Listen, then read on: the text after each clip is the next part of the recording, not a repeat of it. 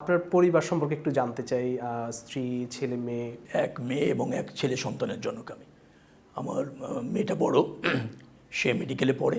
ছেলেটা ও বিবিএতে second semester করছে আর কি, এশিয়ান প্যাসিফিক ইউনিভার্সিটিতে। তো এক কন্যা সন্তান এবং এক ছেলে সন্তানের জনক আমি। তাদেরকে তো সময় দিতে পারেন এখন? খুব কম, একেবারে না। তো ওর মধ্যে মোবাইলে যখন যেটা প্রয়োজন হয় কথা বলে, কিন্তু একান্তই খুব বেশি সময় দেওয়ার সুযোগ আমার হয় না। ওরা মিস করে আমাকে, আমিও ফিল করি তাদেরকে মিস করি অনেক। কারণ আমার মেয়ে, প্রত্যেক বাবারই তো সন্তানের যেটাকে বলা হয় ভালোবাসার বা সফিস্টিকেটেড একটা জায়গা। আমরা আমাদের এই অনুষ্ঠানে তাদেরকে পেলে হয়তো ভালো লাগতো, তাদের কথাও আমরা শুনতে পারতাম। আপনার ব্যস্ততা সম্পর্কে মাননীয় মন্ত্রী, আমি একটু জানতে চাই, এমপি হলেন, এমপি হওয়ার পরে আপনি মন্ত্রিত্বের যখন ফোন পেলেন, সে অনুভূতিটা কেমন লাগলো? আমি একেবারে প্রস্তুত ছিলাম না, একেবারে প্রস্তুত ছিলাম না। আমি এমপি হিসেবে শপথ নিতে গিয়েছি, 11:30টার মধ্যে আমাদের শপথটা হয়ে গিয়েছে। শপথ শেষে বেশ কিছু আনুষ্ঠানিকতা ছিল, একটা মিটিং ছিল। আমরা আমাদের সরকারি দলের নেতা নির্বাচিত করলাম, জননেতা তারেক রহমানকে, এবং তাকে আমরা প্রধানমন্ত্রী হিসাবেও সমর্থন জ্ঞাপন করলাম। এরপর কিছু আনুষ্ঠানিকতা আছে, সেই আনুষ্ঠানিকতা করতে গেলাম। ধরেন ফিঙ্গারপ্রিন্ট দেওয়া, ছবি তোলা, একটা আইডি কার্ডের জন্য কিছু আনুষ্ঠানিকতা আছে। আনুষ্ঠানিকতা সেরে যখন কফি শপে গিয়েছি ওখানে ক্যাপিটালিয়ায়, তখন একটা ফোন আসলো। ফোন এসে আমাকে জিজ্ঞেস করা হলো, শেখ রবিউল আলম বলছেন, ঢাকা 10 আসনের নির্বাচিত সংসদ সদস্য? আমি বললাম জি বলছি। আমি ক্যাবিনেট সচিব বলছি, বিকেল 4টায় আপনার শপথ আছে মন্ত্রী হিসাবে, এবং আমরা গাড়ি প্রস্তুত রেখেছি, আপনাকে আমরা বাসায় পৌঁছায় দেবো, আমার একজন অফিসার আপনার সাথে কথা বলবেন। এটুকু আমি জানলাম। তখন আমি বেশ অপ্রস্তুত ছিলাম। তো ভাবলাম যে ঠিক আছে। আমার মধ্যে মানে আনন্দ, দুঃখ, কষ্ট, বহিঃপ্রকাশটা একটু কম হয়, ফ্রাঙ্কলি বলি আমি।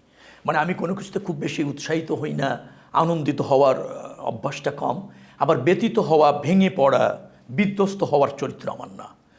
আমার এটা অটোমেটিকভাবে অ্যাডজাস্ট বা অ্যাবজর্ব হয়ে যায়। তো আমার আচ্ছা ঠিক আছে। তো প্রথমে আমার একটা ধারণা ছিল যে কি মন্ত্রী হতে পারে। আচ্ছা, চেয়ারম্যান রেখেছেন, পার্টির প্রধান রেখেছেন, প্রধানমন্ত্রী রেখেছেন, নিশ্চয়ই উনি যেখানে দায়িত্ব দেবেন তাই পালন করতে হবে। কিছু সময় পর আমার কাছে একটা নিমন্ত্রণপত্র আসে, সেটাতে আমি দেখি যে মন্ত্রী হিসেবে অ্যাড্রেস করা আছে।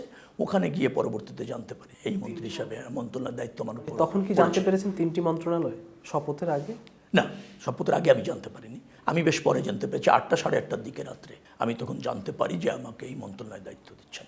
আমি তখন প্রাইম মিনিস্টারকে সংসদ ভবনের মধ্যে, তিনি খুবই ব্যস্ত।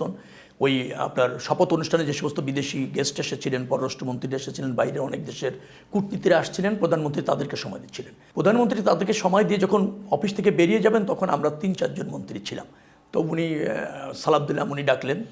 তো উনি হেসে বললেন যে আপনি পারবেন, আমি যাদের উপর আস্থা রেখেছি, জেনে বুঝে আস্থা রেখেছি।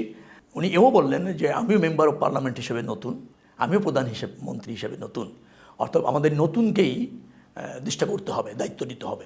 আমি যে কোনো মূল্যে কাজ বুঝে নেব, আস্থা রেখেছি, কাজ করুন। এরকমভাবে তিনি উৎসাহিত করলেন। চ্যালেঞ্জ হবে সেটা জানি, বিতর্ক অনেকে তৈরি করার চেষ্টা করবে সেটা আমি জানি। তো প্রধানমন্ত্রী আস্থা রেখেছেন, আর আমার এলাকার মানুষ আমাকে ভোট দিয়ে নির্বাচিত করেছেন।